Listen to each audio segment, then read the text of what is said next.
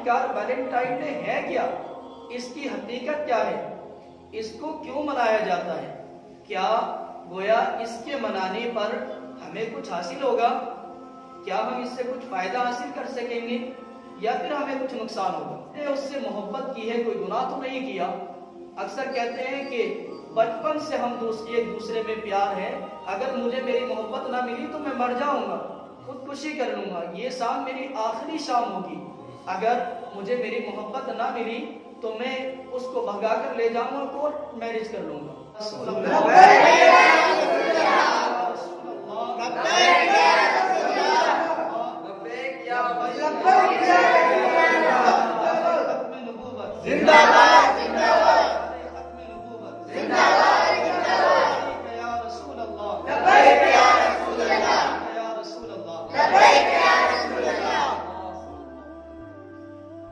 دیکھتے ہیں کہ ہر طرف ایک افراتفری کا ماحول ہے، دنیا بے حیائی اور برائی کی طرف بڑی تیزی سے بھاگتی ہوئی چلی جا رہی ہے۔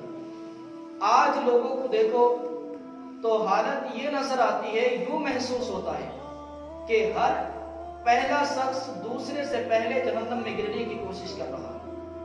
اور آج مسلمان قوم میں کئی سارے ایسے دنوں کو اپنا لیا گیا، کئی سارے ایسے رسم منا لی گئی جن کا کہیں سے کہیں تک کوئی تعلق ہی نہیں ہے، جن کا اسلام سے اور نہ مسلمان سے کوئی تعلق نہیں ہے۔ اور آج اسی طرح ایک وبا عام جو ہے، ایک رسم عام ہے جس کو ویلنٹائن ڈے کے نام سے منایا جاتا ہے، اس دن میں عیاشی اور بے حیائی بڑے عروج پر ہوتی ہے۔ اب آخر جو لوگ اس دن کو مناتے ہیں یا یہ رسم لے کر کے چل رہے ہیں، تو ان لوگوں کو یہ پتا ہونا چاہیے کہ آخرکار ویلنٹائن ڈے ہے کیا؟ اس کی حقیقت کیا ہے؟ اس کو کیوں منایا جاتا ہے؟ کیا گویا اس کے منانے پر ہمیں کچھ حاصل ہوگا؟ کیا ہم اس سے کچھ فائدہ حاصل کر سکیں گے یا پھر ہمیں کچھ نقصان ہوگا؟ تو آئے سب سے پہلے تو ہم یہ جانتے ہیں کہ یہ ویلنٹائن ڈے کیا ہے۔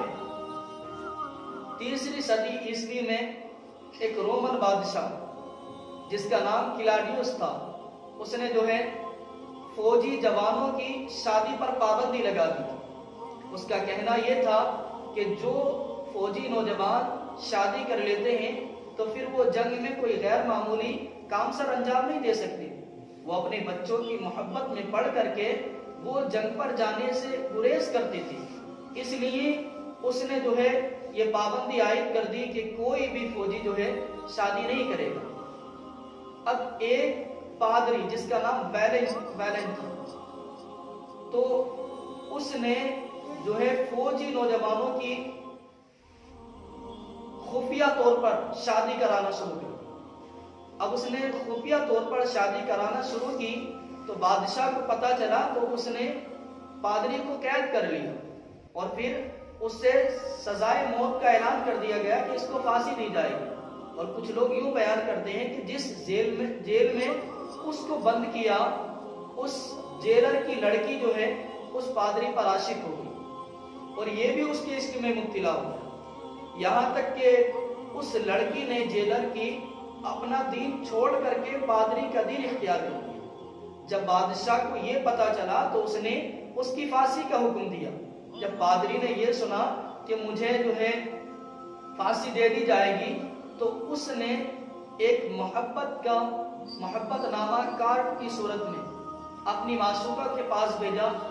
وہ اس کے ساتھ کچھ وقت گزارنا چاہتا تھا، اپنا آخری وقت، اور اس پر لکھ دیا ویلن کی طرف سے اپنا نام لکھ کر کے، اور اس کو 14 فروری کو پھانسی دے دی اور اسی دن کو محبت کے طور پر منا لیا گیا۔ اب ہم یہ سمجھے کہ اس کو ایک عیسائی کی پھانسی دینے پر اور 2 آپس میں اس کے مجازی کرنے والوں کے طور پر منایا گیا۔ اب یہ ایک غیر مسلموں کی رسم ہے، ایک عیسائیوں کی رسم ہے، لیکن افسوس کی بات یہ ہے کہ آج مسلمان قوم نے بھی اس کو بڑی مضبوطی کے ساتھ پکڑ لیا۔ آج بے حیائی، بے راہ روی اور فحاشت اور عریانیت عروج پر پہنچ چکی ہے۔ آج مسلم ممالک میں اور مسلم معاشرے میں یہ دن بڑے اچھے طریقے سے منایا جاتا ہے. اور آج اس دن سے حاصل کیا ہوتا ہے؟ ہم دیکھتے ہیں کہ بچے اور بچیاں، نوجوان لڑکے اور لڑکیاں برسر عام جو ہے محبت کا اظہار کرتے ہیں، بے شرمی بے حیائی کا اظہار کرتے ہیں اور ایک دوسرے کو تحفے اور تحائف دیتے ہیں. جبکہ علماء کرام فرماتے ہیں کہ عاشقہ اور معشوقہ کا اس کے مجازی میں ایک دوسرے کو تحفے دینا یہ رشوت ہے، اس پر ملکیت ثابت نہیں ہوتی. گویا جو عاشق یا معشوقہ کسی کو تحفہ دے تو اس کو چاہیے کہ وہ واپس لے لے، کیونکہ یہ رشوت ہے اور رشوت میں ملکیت ثابت نہیں ہوتی. اور یہ جب رشوت لیں گے تو یہ گناہ گار ہوں گے. اس دن ہوتا کیا ہے کہ اکثر ہم دیکھتے ہیں کہ نوجوان لڑکے اور لڑکیاں ہاتھ پکڑ کر کے پارکنگوں میں جاتے ہیں اور کچھ لوگ شراب پیتے ہیں اور یہاں تک کہ اس کے مجازی میں مبتلا ہو جاتے ہیں. اور بات یہیں تک ختم نہیں ہوتی، بلکہ معزز خاندان سے تعلق رکھنے والے نوجوان لڑکے اور لڑکیاں اس دن ایسے ایسے کام سر انجام دیتے ہیں جس سے جو ہے ایک اچھے مسلمان کا سر شرم سے جھک جاتا ہے. وہ اس کو بیان کرنے سے بھی گریز کرتا ہے، اس کو بیان کرتے ہوئے بھی شرم آتی ہے. کافی شاپ اور طرح طرح کے بند ہوٹل کے کمروں میں جانا اور پھر عیاشیاں کرنا، یہاں تک کہ یہ لوگ جو ہے بے حیائی میں مبتلا ہو کر بدکاری تک پہنچ جاتے ہیں اور شادی سے پہلے شادی کے بعد میں ہونے والا ہر کام کر بیٹھتے ہیں. یہاں تک کہ زنا کی بھی یہ نحوست میں پڑ جاتے ہیں.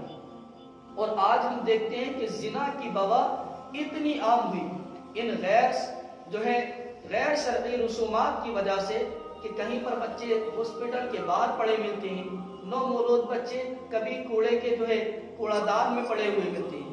تو یہ اس کی وجہ ہے کہ غیر شرعی رسومات کو اپنا لیا گیا، دوسرے کے طریقے کو اپنا لیا گیا، کیونکہ مسلمان نہ تو شریعت پر عمل کرتا ہے اور نہ ہی آقا صلی اللہ علیہ وسلم کی سیرت مطہرہ کو اپنانے کی کوشش کرتا ہے.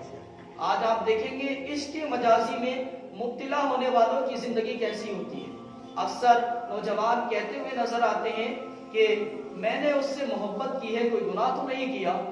اکثر کہتے ہیں کہ بچپن سے ہم ایک دوسرے میں پیار ہے، اگر مجھے میری محبت نہ ملی تو میں مر جاؤں گا، خودکشی کر لوں گا، یہ شام میری آخری شام ہوگی. اگر مجھے میری محبت نہ ملی تو میں اس کو بھگا کر لے جاؤں گا، کورٹ میرج کر لوں گا.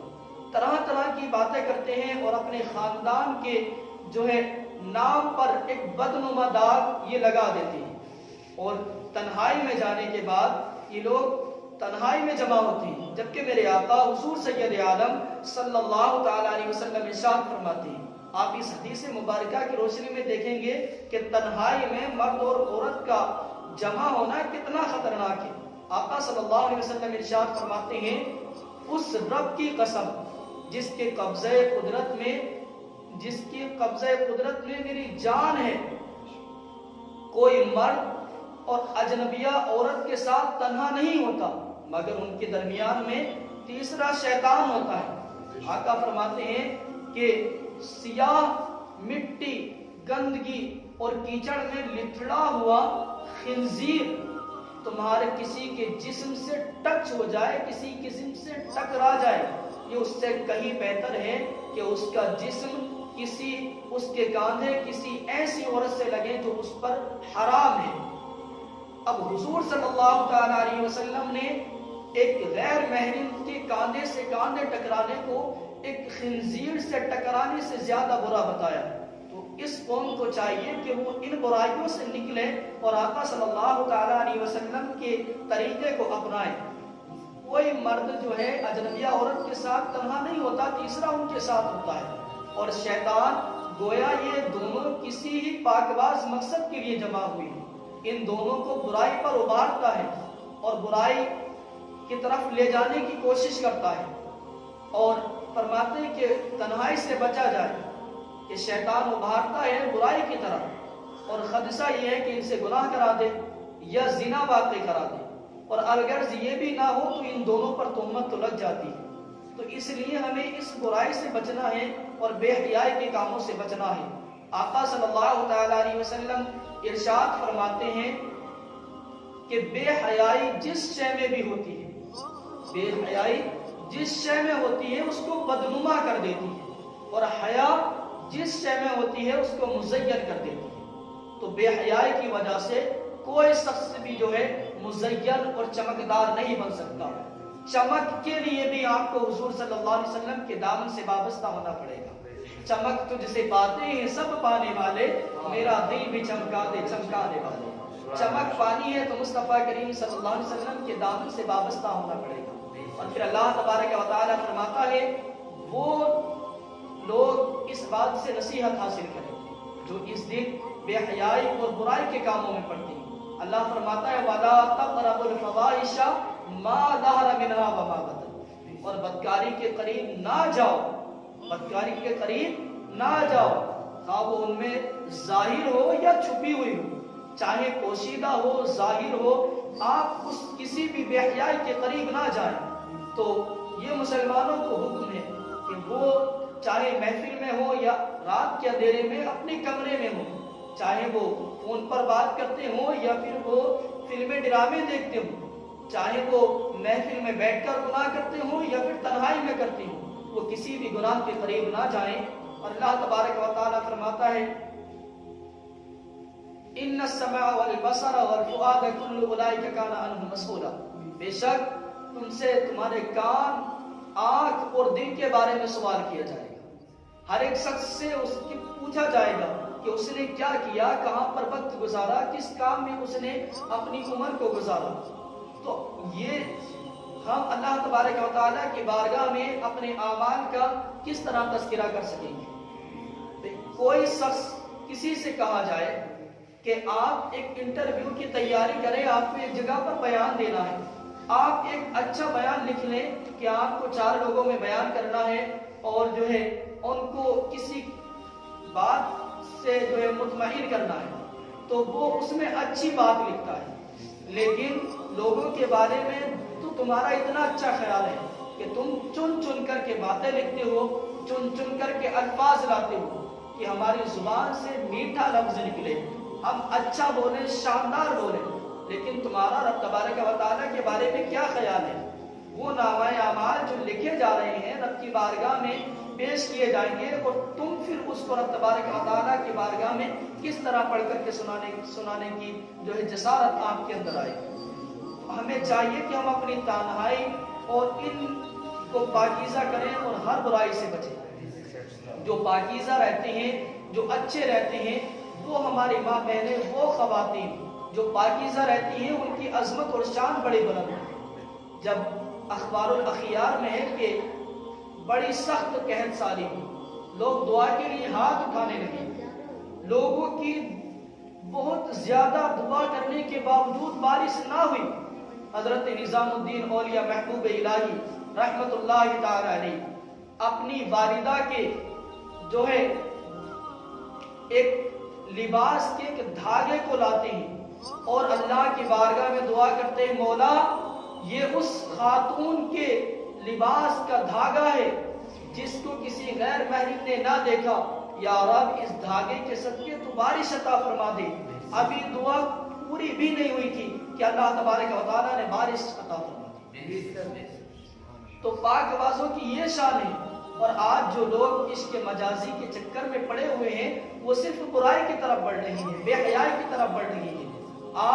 آج لوگ مغربی جو ہے کلچر کو اپنانے کی بھرپور کوشش کر رہے ہیں، ان کی عمارتیں دیکھ کر، ان کی جو ہے خوش چہروں کو دیکھ کر اور ان کی جو ہے گوری چمڑی کو دیکھ کر کے جو ہے ان کی طرف مائل نہ ہونا، اس پر فخر نہ کرنا، بلکہ ان کے سیاہ دلوں کو بھی دیکھو۔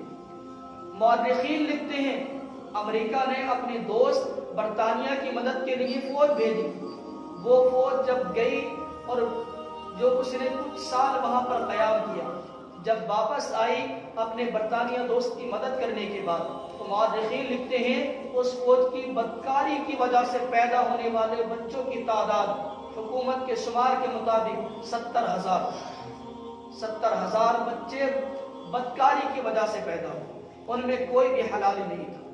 تو صرف آج یہ جو محبت کے نام پر جسموں کو بیچا جاتا ہے اور صرف محبت کے نام پر ایک دوسرے کو دھوکہ دیا جاتا ہے، صرف محبت کے نام پر لڑکے اور لڑکیوں کے جسموں سے کھیلا جاتا ہے۔